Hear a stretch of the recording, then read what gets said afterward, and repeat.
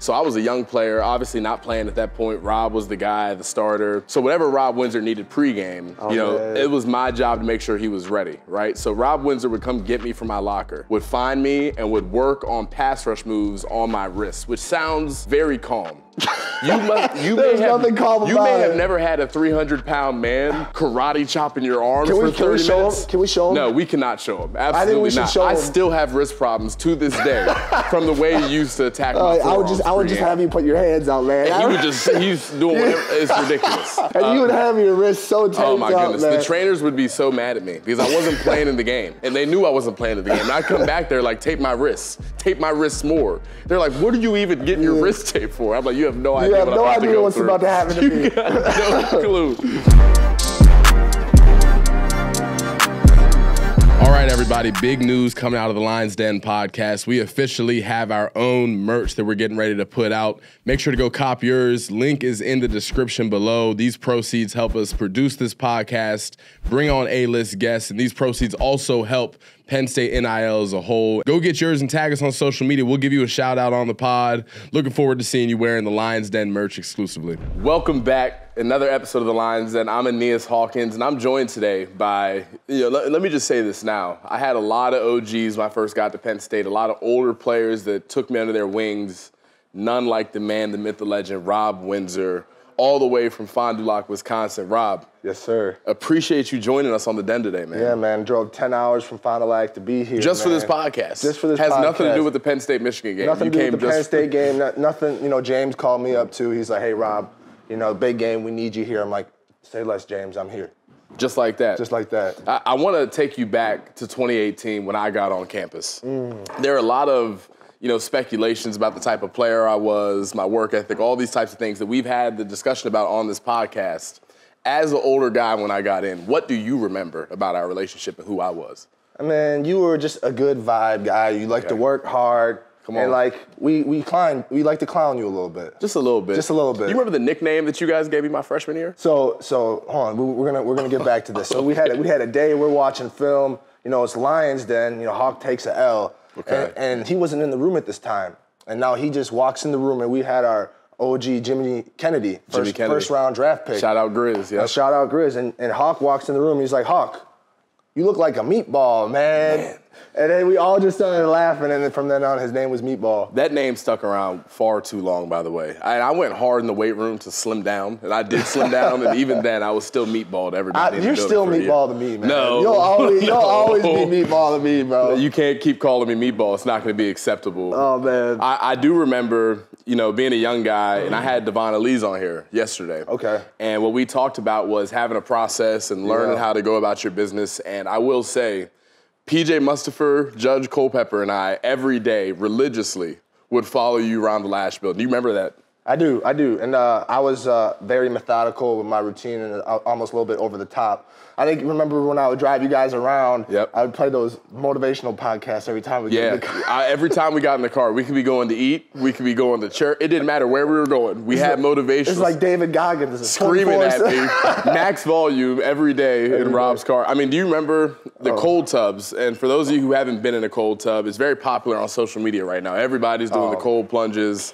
That's nothing new. No. And it was new when I got to school, and you used to make us get in the tub, not only to our waist like normal people, you would make us go to our chin in freezing water, and you make us also jump in the cold tub, not walk in. It was a cannonball in that thing. No, we're trying to shock the nervous system. That's all, and we shocked it. Oh, we did. Best believe we shocked it. And people, when I got to the Colts, and I was still doing that, and everyone, all pros, they're in there up to their waist, just getting their legs, they're like, who is this crazy guy? Right. Just laying in there up to his neck. I remember I was in there in the morning, and I didn't really speak to anybody. I'm just a rookie, 6th-round draft pick. Phillip Rivers just starts laughing at me. He's like, "Cheese, what you doing over there, man?" He's like, "I'm gonna let you enjoy yourself." I'm like, I just shake my head. What is that like being a rookie and you got Phillip Rivers coming in the cold tubs and clowning you? I mean, everyone has their own process, and you just believe in yours because that's what got me there. So I'm not going to switch it. Not changing it now, Exactly. Man. I want to get into your story a little bit. It's definitely intriguing. Fond du Lac, Wisconsin. I don't know where that is on a map. I couldn't tell you. No. But I got a lot of respect for it because of the way you handle your business. So talk to us a little bit about your journey to Penn State. Okay, so I'm a big believer in manifestation. Everything in my life that I have right now, I've manifested. And I remember I'd be in my weight room. I was a junior. I was getting recruited by NDSU. It was my only offer. And starting my senior year, I fractured my foot. And it's just like they sent me a letter like, hey, best of luck to you. NDSU did? NDSU did. So they basically were like, no scholarship anymore. Yeah, no, I didn't have one. They just said best of luck. It was almost like, hey, we're not interested anymore. Like, you just broke your foot. So take me through the emotions when that happened. You know you have a football dream at this point. You want to go play big-time football. And the one school that's recruiting you basically is like, nah, we're not recruiting you now. Right. And that was just like, I was hurt for a little bit, but, to be the person I am, like, you got to get up and you got to overcome that. So my dad's roommate in college was actually the doctor for the Green Bay Packers. My dad's a surgeon. And I went to see him, and I got him to sign me good to play. So I played my senior year with my broken foot, and I just dominated. I would refuse to be refused, right? I had a dream, and I would not let anyone take that dream from me. And the dream was to be a Wisconsin Badger, right? So I first offer comes from Illinois. There's a booster at my game. He was there to actually watch an offensive lineman. I end up eating his lunch, and he's like, hey, who is this guy? Who's recruiting this guy? This guy is a wild man Rob. What's up, everybody? If you are a college football fan like me, if you know a college football fan that's in your life, you need to go cop this shirt. New designs dropping all the time. It's the perfect gift with the holiday season coming around. If you don't have this thing, you're missing out. Great material, great fabric. I wear it all the time. Go get yours today. Which you are. You are a wild man. So go ahead. And then, he looks me up on Rivals, nothing. He's like, there's something wrong with the situation. He sends my film over to Illinois. Next week they show up and they offer. And life just changed like that. Okay. And that was October my senior year. That was my first offer. So growing up in Wisconsin, obviously Wisconsin is the dream. You come to Penn State, you play at Penn State. Did Wisconsin offer you in high school? They did. So you had an opportunity to go there and still chose Penn State. Can you tell us why? Yeah, because, when you're a goal chaser, right? People like us, we're goal chasers. So you have a goal. So the goal was to be a Wisconsin Badger. All right, I achieved that goal. Now what's next? I want to go to the NFL. Yep. So what school is going to give me the best opportunity to do that? And I saw Penn State as that opportunity. And I'm so glad with my decision. Well, it worked out well. I mean, your time at Penn State, you two-time All-Big Ten. That's right. You are play a crucial role in a Big Ten championship in 2016, which was monumental in Penn State's football history, considering what they had just come out of with all of the things that happened that we don't need to get into details on, but you bring it full circle and you win a championship. Talk to me about your experience at Penn State. Take me through that Big Ten championship before we get into anything else. Oh, it was just incredible. Well, I came in 2015, and if you look back at that 2016 team and how many guys were in the NFL, that was an NFL football team. Yeah, it was. It was pretty outrageous. It's interesting because there's kind of an underdog narrative painted with that 2016 Penn State football team, and I get it because you start the season rough. Yeah.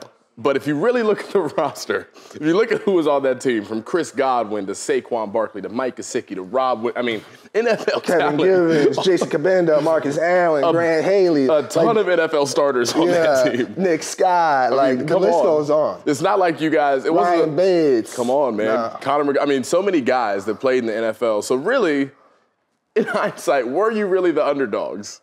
And honestly, no, we weren't, but we were coming back. That was our comeback. We didn't earn respect. Respect is never given. And that was when Penn State earned that respect. Hey, we're here. We're back. You know what I mean? I remember learning about our history. There's an article after everything that happens, we are no more. And I remember when we built our new team room, this team room is dedicated to the class of 2015 that decided to stay. Yep. And that was the year I came in, was 2015. And just seeing us ignite life back, not only into the football team, but to this town. Yeah. It was just amazing. And then to see where it's at now. Yeah.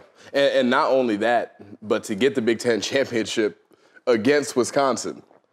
Oh. Was that a full circle moment for you? That was incredible. It was incredible, man. Did you go back to Fond du Lac and talk a little? Did you talk I wore my crazy? ring everywhere. I would walk down UW-Madison just waving my hand like a girl that just got married. I was like, hello, everybody. Hello. Rob Windsor's back home. I'm back home. I love that. You go all Big Ten twice. You were a heck of a player. I played with you, so I know the type of athlete you were. I know the type of technician you were. Let's talk about your relationship with Sean Spencer, a guy that we both know and love. I love Spence. There's nobody like Coach Spence on the I actually planet. just hit him up yesterday, and then he's like, wow, and he texted me back. He's like, wow, dog, call you back in a little bit. I love it. Yeah. So talk to me about your relationship with Spence as you were a Penn State football player. Man, he had my back, man. He had my back. You know, when I got to Penn State, I was real immature, made a lot of mistakes. And, you know, I had a lot of growth to do, and he always had my back no matter what. Like, yeah, Rob did something he probably wasn't supposed to be doing, but I'm going to get him right. He's like, let me handle it. Yep. And he just looked out for me almost like, you know, a father or a big bro. Yeah. And, you know, and now he's a genuine friend. Yep. Like I was, you know, I love football. I still go around and I volunteer my time and coach. You know, I went and saw Coach Banks at University of Tennessee, but I stopped in University of Florida to see him too, and it's just like we pick up right where we left off. There's not a lot of coaches, regardless of the level, who can connect with a young player on that level to not only change the trajectory of their life, their habits, turn them into an NFL pick, but then to also be a friend post-career. I mean, you know it. In college football, there aren't a ton of guys like that. No. And we're lucky to have played for a guy like Spence. Lucky. Blessed. That's my dog. Blessed. Shout out Coach Chaos. I'm gonna try to get down there to see a Florida game, man. You got to. Yeah. I told Spence, I'm like, bro, if you need a 3 technique, call me. I got 2 years, dog. I know you never let me play at Penn State, but that doesn't have to be the case of Florida. I'm grown now. I've been working, dog. It's Firearm Friday, and we got after it. Come on, man. It was a good morning. Definitely a good morning. Yeah. I do want to ask you, you mentioned some of the struggles you had as a young player, on the field, off the field, and you mentioned briefly the growth. Take us through that your freshman year, the growth you had to go through, and how you did it to get to the point where you ultimately were an NFL draft pick. Well, you know, when I left Penn State, you know, I kind of told, you know how everyone writes that note. You know, it's just like I came in a boy and I left a man. Yep. And, you know, there was a lot of pain and a lot of adversity I went through that, you know, forces you to grow. And people aren't usually willing to change unless they're in pain. People don't like being in pain. So I was in a lot of pain, so I changed a lot because of that. Whether it was because, you know, I wasn't being to things on time, so they would run me, and then I had to do that. Or like, for example, I had an undiagnosed sleeping disorder, and, you know, I had to play through that. I got that diagnosed, changed my life, got my diet right. And then now I'm just functioning at such a high level because of all the adversity I went through. That's where the growth happens. Adversity, discomfort. That's the only time growth happens. That's not just football. That's life. That's a life lesson that you learned at a young age. Yeah. I do want to ask you, and I don't know how you feel about me bringing this up on camera, but you literally may have had, as a young player, the singular most Dawn patrols in Penn State football history. Okay. And let me say, Are you going to tell them what a Dawn patrol is? So I'm going to break it down to the audience now. Okay. Dawn patrols are essentially when you do something wrong. It could be anything. Maybe you're late to a meeting. Maybe you miss class. Maybe you get in trouble off the field. Whatever it may be, you got to go do Dawn Patrol, which is basically just physical punishment the strength staff puts you through, and you did a lot of them. Can you give us any funny Dawn Patrol stories? Man, there was nothing funny about Dawn Patrol. Let me tell you. It was really rough, man. And you know, like I said, I had this severe undiagnosed sleeping disorder. So you know, I kind of knew there was something wrong. Like, for example, my roommate, like, we'd have winter workouts, and he'd be like shaking me, trying to wake me up. Yeah. But like I wouldn't wake up. Right. Like I literally have another man sitting here shaking me, trying to wake me up, but I was unable to come out of my sleep. It's not normal at all. No. And then obviously I'm gonna be late to things. Right. And then they started, you know, running me in the morning, and it made things worse. And it just got to a point where it's like, I walked in the coach's office, like, hey man, I really need some help. Yep. And then I went and got a sleeping study. Yep. And they said, hey, this is the most severe case of obstructive sleep apnea we've ever seen. Yeah. And now I sleep with a machine every night. Yep. And then that's what turned the page for Rob Windsor. Yeah. And then he became the guy where guys like Hawk, PJ, and Judge are following him around the building. Yep. Seeing like, how can I be like this guy? How can I be like Rob Windsor? Yeah. I'm still trying to figure it out, by the way, ladies and gentlemen. Every day I'm trying to be like Rob. It is, I mean, it's a good point, though. When you're a young athlete, a college athlete at that, there's so much, you know, emphasis on being tough and pushing through things. And, nothing's wrong. I'm fine. I just got to be better. I got to wake up. And it's, you know, because of that culture and because of that mindset, a lot of times problems go unchecked for a long time because you think that you can outwork these issues. Right. Like, well, to be honest, you know, I've seen, in my time on the team, I've seen plenty of people walk away because they're unable to take it. And I think about what I went through and why I didn't walk away. And it's because I had, like I said, that dream of going to the NFL, and I was gonna die before I had that dream taken away from me. And like that's what it takes. Like you have a dream and you're gonna do whatever it takes to get there. Nothing is gonna take that from you. Yeah. Nothing. Let's talk about your time in the NFL. You were a 6th-round draft pick. I still remember your 2018 season. Being a young guy, it was incredible to watch. I mean, anytime you have a interior lineman who goes and puts 8.5 sacks on a stat sheet, that's pretty incredible. You're winning a lot of passes. It's not easy to do inside with all the double teams you face and things that an offense can do to eliminate defensive tackles from the pass game. But you did it. You found success. And you get drafted by the Indianapolis Colts. Number one, take me through that feeling of getting drafted and having that dream be realized. And then number two, take me through your time in the NFL. So, obviously it was a lot of hard work, a lot of time coming. So it's like 2018, I'm the starter now. Like I just completely stopped going out. I'm like, I'm straight about my business. Nothing else matters but this. Like this is my time. It's time to take advantage of it. And that was the only thing I thought about. And then, like you said, 8.5 sacks. I think might have been 7.5, but all Big Ten player, followed up in the 2019 season, all Big Ten, get drafted. And, that feeling was surreal.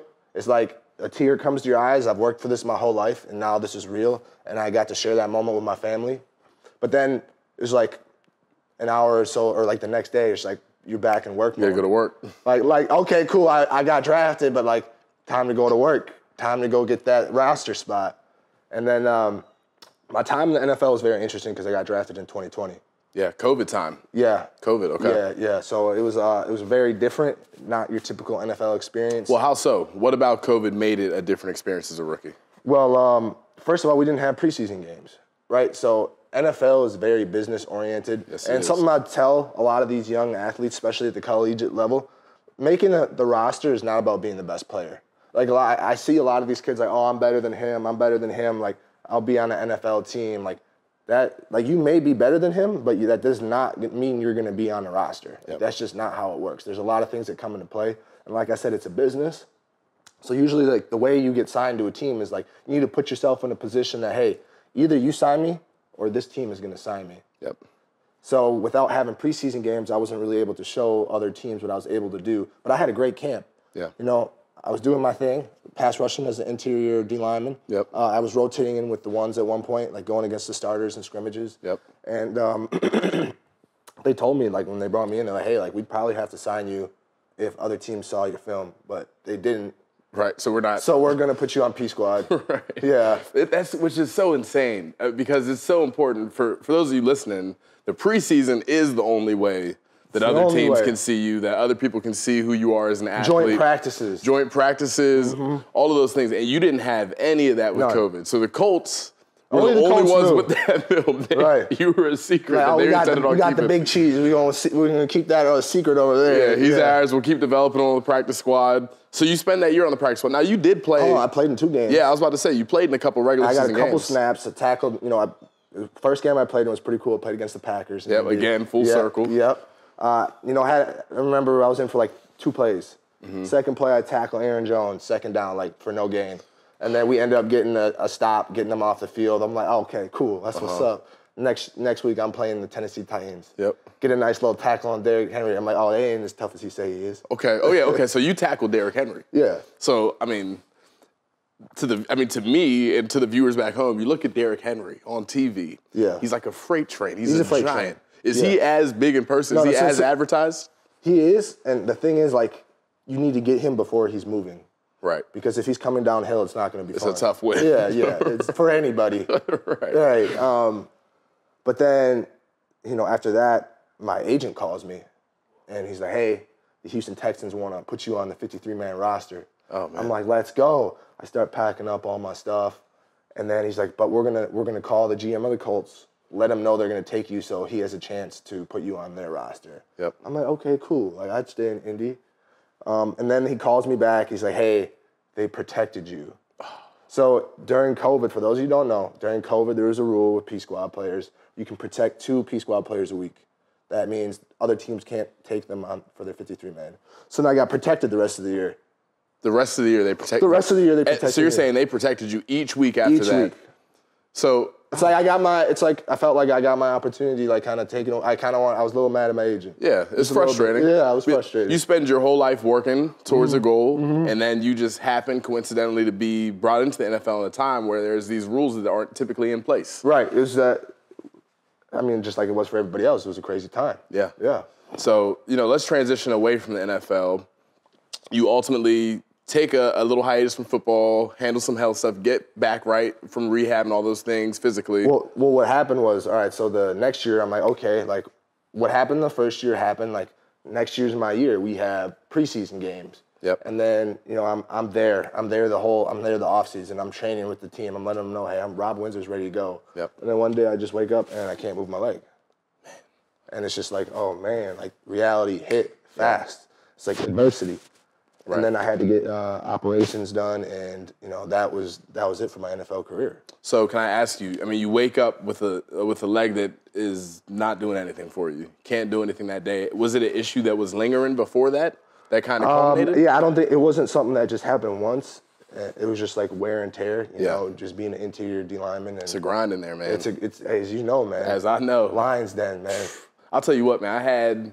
I had 6 major surgeries, and I had 5 of them before I got to college. Yeah, that's tough, man. It makes it tough. But that's the reality of being a lineman at any type of level that's high enough to where it's really physical and you're really having to put your big boy pants on every snap. The body can only take so much. That's right. We're like cars. We only got a certain amount of miles. And I did not have very many miles. Back to you, though. your hip, your leg, you have a problem there. Yeah. So once that happens, where do you go from there? And that was tough. Yeah. That was like really tough. I had to go to get surgery in Nashville. I stayed in Nashville for a year, or not for a year, but for like a few months. So I rehabbed there about 3 months. And then after that, I had to go to Philadelphia to get my groin operated on. And then I had to stay there for a little while. And then I wanted to come back to my team, right? Because like that's our brotherhood. That's everything. Yep. The most important thing about football, it's not the status you get or the money. The most important thing is like the brothers, like the bond, the fact that I can come back here to State College and we can joke and be boys, like nothing ever happened. It's like nothing changed. Nothing changed. Yeah. And then they told me because of COVID, like anyone who's on IR is not allowed to be with the team. So I went down to Florida and Exos, and I was just by myself there. And that was during COVID. So that was really hard. So yeah, take me through that mentally, because I tell people and I tell the viewers back home, if there's one thing I miss about football, it's not sacking the quarterback, it's not taking on double teams. It's definitely not that. Definitely not that. That's actually very low on the list of things I miss. But that locker room, the brotherhood that you talk about, you're so used to having it every year. Yeah. And it's something that you can kind of take for granted until you really look at it from a big picture perspective. But you go down to Exos, you're by yourself. You're kind of isolated during COVID, especially. Mentally, how taxing was that? It was one of the hardest things ever. Like I didn't have my tribe. I didn't have my brotherhood. And it's just like, and I didn't have my purpose, my team. And it's just, all these things got taken from me at once. My identity, my job, my teammates. And it's just like, go figure it out. So, and it gets to the point where I go home afterwards. I coach high school football for a year. Yep. I go play in the XFL. And during all this time, it's just like, when you're playing football at this level, this is all you know. And this is I know this for a fact for all my friends in the NFL right now, all my friends here, it's like we're obsessed. Yep. To be at this level and perform at a high level, this is your identity. And at some point it will get taken away from you and you will have to reinvent yourself. Yeah. It got to a point where it's like, I'm in this place right now mentally, I don't know what to do. I don't know if this is the right thing to do, but anything is better than being where I am. Yeah. So I just started trying everything until something clicked. And then now I'm doing great. I'm happy. I'm doing great in business, great things, and we're on the up and up. But I wanna ask, because that's a fair point. And there's so many guys, myself included. I went through a period when I got done playing at Penn State. I'm telling you, there was a year-long period. I wasn't hanging out with people. Mm-hmm. I was isolated. Mm-hmm. I didn't know what to do. I didn't have any money, all of those things. There's so many football players who go through that process when they're done, where their identity is completely stripped away from them and they have no idea how to move forward. What was it that allowed you to move forward? It's like what I talked about earlier. I'm sitting there and I'm in pain. And I need to do something. I don't know if I'm supposed to become an influencer like Adam Redeman or Aeneas Hawkins. Come on, man. I don't know if I'm supposed to become a coach. And I just started trying all these things, and I just started networking. And I remember I'm like, okay, well, I love football. I know that. I'm like, I'm going to try this coaching thing out. So I called every coach I knew every single day when I got back home after the XFL. And there'd be some coaches that didn't answer me for 40 days, and I called them every day. Yep. And on the 41st day, they're like, hey, Rob, you caught me at a good time. Just got done with my haircut. How can I help you? I'm like, hey, man, I just want to come and coach a high school prospect camp. Yeah. Like, cool, come. So I put together this whole, I call it a coaching expedition. Yep. I started at UW Marshall with Huff, Yep. went to VT with Pry, like I said, UT with Banks, Penn State, Moorhead, Spence in Florida, Yep. all these schools. And then eventually I ended up getting an interview to be a D-line coach in the XFL, and I actually turned it down. Okay.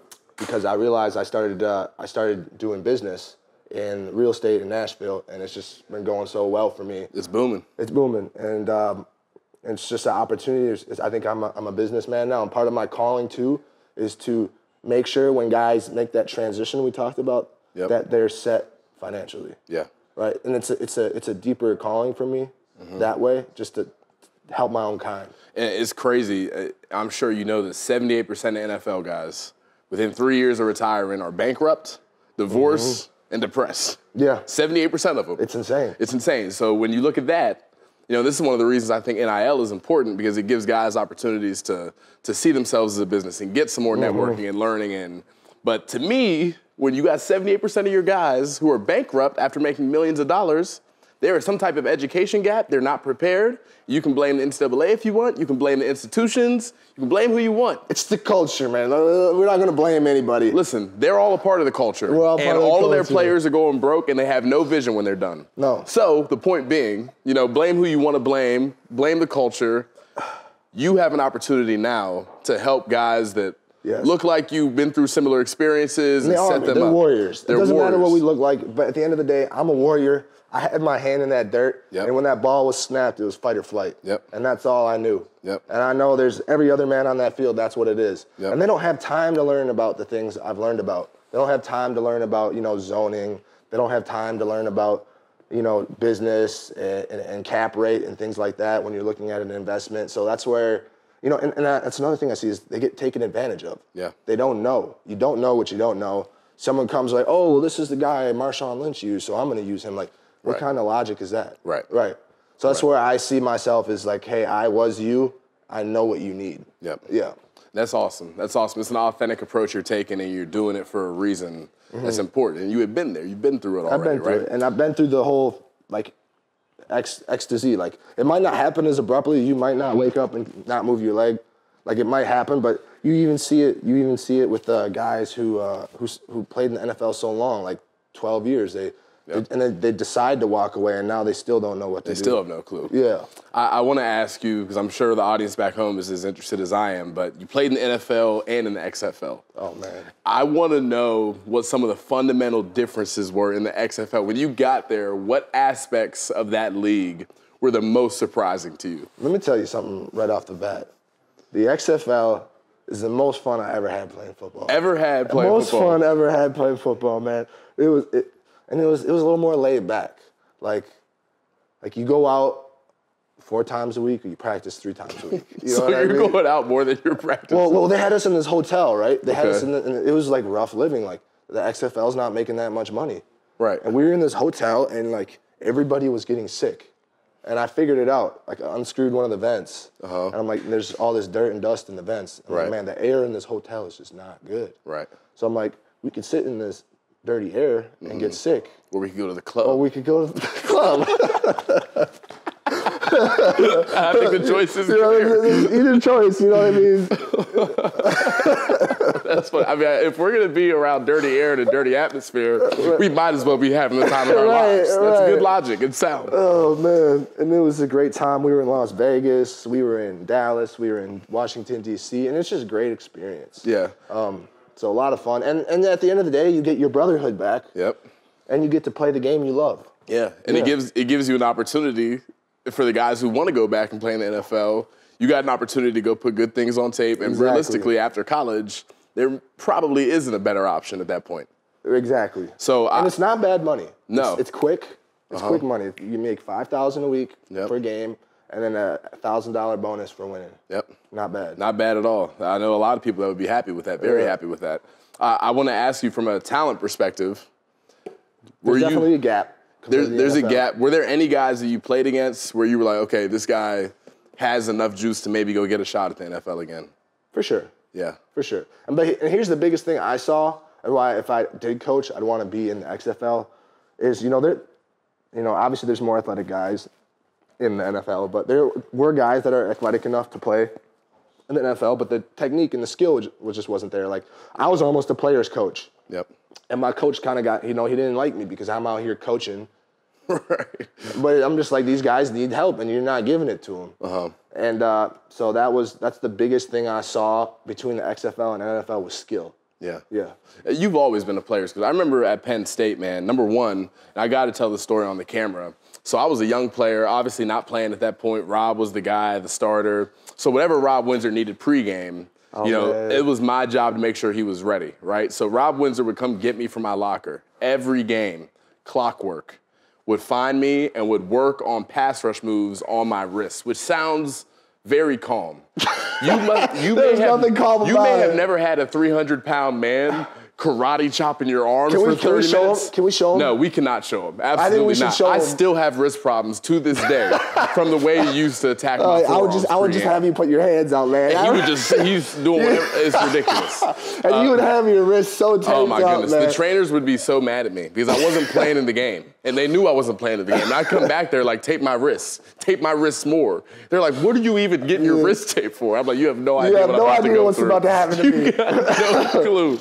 What's up, everybody? If you are a college football fan like me, if you know a college football fan that's in your life, you need to go cop this shirt. New designs dropping all the time. It's the perfect gift with the holiday season coming around. If you don't have this thing, you're missing out. Great material, great fabric. I wear it all the time. Go get yours today. But you've always been a player's coach. You've always been a technique. Hold on, before we move on, Please. can you say one more thing? And I remember you telling me this, and when I think to myself, I kind of chuckle to myself, and I would do this at practice too.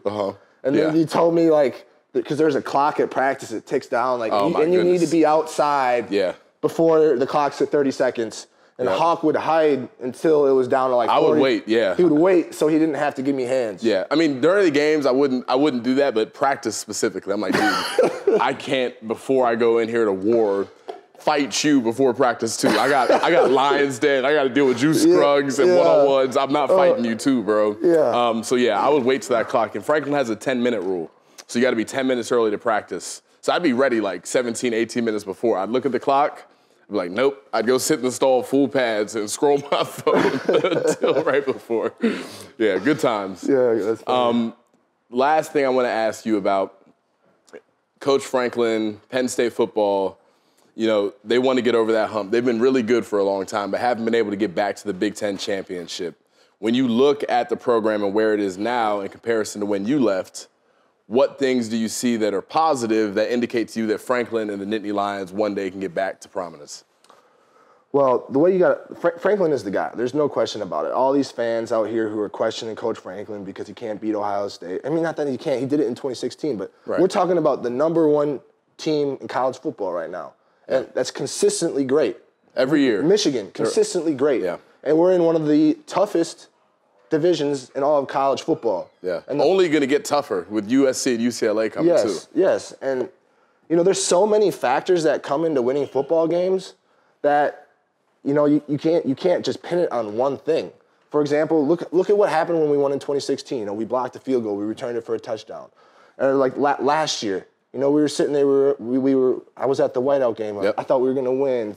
There's just so many uncontrollables that happen in a football game that you can't control. But as far as running a program from top to bottom, bringing in top recruits, controlling the things you can control, right? There's a lot of things you can't control. Yeah. But as far as controlling the things you can control, I don't see anyone better for the job. Yeah, and that's the thing. There's such a small amount of head coaches in college football that you can even argue are better than Coach Franklin based on his resume. I mean, every year he has a top 5 to 10 recruiting class. His guys really aren't getting in trouble. They're doing good things in the community. They're winning a lot of football games, been to all kinds of New Year's Six bowl games. I think the frustrating thing is, for myself and for the fans and for everybody involved, they've been really good for so long. And that margin of error to go from really good to consistently great and elite is so tough to close. And am I talking to Aeneas Hawkins or am I talking to James Franklin? Do I sound like James Franklin right now? I spent a lot of time listening to that man ramble on, man. It's hard. No, but I hear you. But the last thing we need is, we bring in someone else and now we're not even good. I agree. Right. And I think sometimes as fans now, we have to check ourselves. I think fans get, what's the word I'm looking for? They get greedy. They get greedy. They don't understand. Sometimes it's hard to listen to because they don't really know what it's like running a football program. Yeah.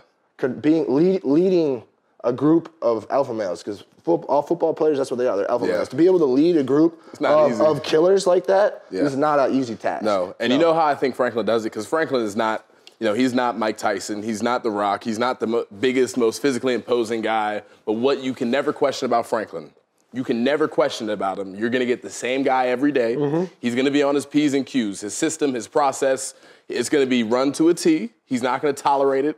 And it's not easy. Like you said, you got a group of alpha males. You got to gain their respect some way. Mm-hmm. And you really can't question the man and how he works. No, I'll never forget. He leads by example, too. One day we were walking into Pagula. Uh-huh. And you keep that handle on my shoulder. It almost got crucial. Do we got to work hands? He doesn't. Let's work some hands. Go ahead, though. But we were walking into Pagula, and as you know, or not Pagula, but the Haluba. Haluba Hall. As you know, there's those doors that come up, like the electric doors. And he was walking, and somebody pressed the button. Mm-hmm. And it came down on his bald his bald head. It came down on his bald head. Yep, split him open real good. Cracked him open. Yeah. And the trainer's speaking. He's like, we're going to take you to the hospital. And he's like, no. Practice continues. And I'm like, yeah, all right, coach. All right. So, he leads by example because that's what he expects from us, too. Yeah, no doubt. Like, all right, coach. Yeah. Last thing I'll say about Coach Franklin, now that we're on this Franklin tangent, he has a pregame routine where at the pregame breakfast or lunch, whatever it is, depending on when we play, we're all in our travel warm-ups. And he walks behind every player, unzips their jacket, and will smack their chest. Mm-hmm. Coach Franklin may not look very muscular, very scary. The man is heavy-handed. He's heavy-handed. No, when he lays his hands on you, you'll feel, especially the way he did it to you. Well, that's the thing. So it depended on who you were. So the one guy I remember he never did it to, or wouldn't do it to, was Kevin Gibbons. Kevin Gibbons, my guy. Kevin Gibbons was 285 pounds, a walking muscle. He didn't talk very much. And Coach Franklin knew not to touch Kevin Gibbons' chest. He never even tried. No, Kevin was a scary, I wasn't scared, but he was a scary guy. He had a blank face. He was pretty emotionless. And he was just, he just looked like a ball of muscle. Yeah. I remember, I'm obviously a freshman D tackle. At that point, Kevin Gibbons is the man. He's balling. He's the guy. And he's still with San Francisco right now. And he's with the 49ers doing his thing. Mm. I remember coming in being so excited to meet KG. Yeah. So excited. And Kevin and I had a good relationship, and he always had my back. But we may have had 7 conversations over the course of 6 months. The kid is just a quiet guy. He just doesn't, we have a joke, we still have the Wild Dog group chat from the 2016 team. Uh-huh. And once in a while, we'll randomly text. I'm like, I bet Kevin's somewhere just staring at a wall right now. Just looking at a blank wall. Yeah. He's a classic example, lead by example. You may not have much to say, but you watch the man in one-on-one pass rush, you can learn a lot. Oh man, he's a savage. The guy's a dog. Yeah. Rob, appreciate you joining us. All of our audience, thank you for tuning in to another episode of The Lion's Den. Stay tuned for more content from State Media and The Lion's Den as a whole. And if you haven't copped your merch yet, I've said this too many times. Link is in the description. Go get you a hoodie today. And give me a follow at Robert Windsor 54. Let's go. Rob Windsor, Big Cheese. Thanks for joining us. Big Cheese, baby. My dog. Appreciate you, man.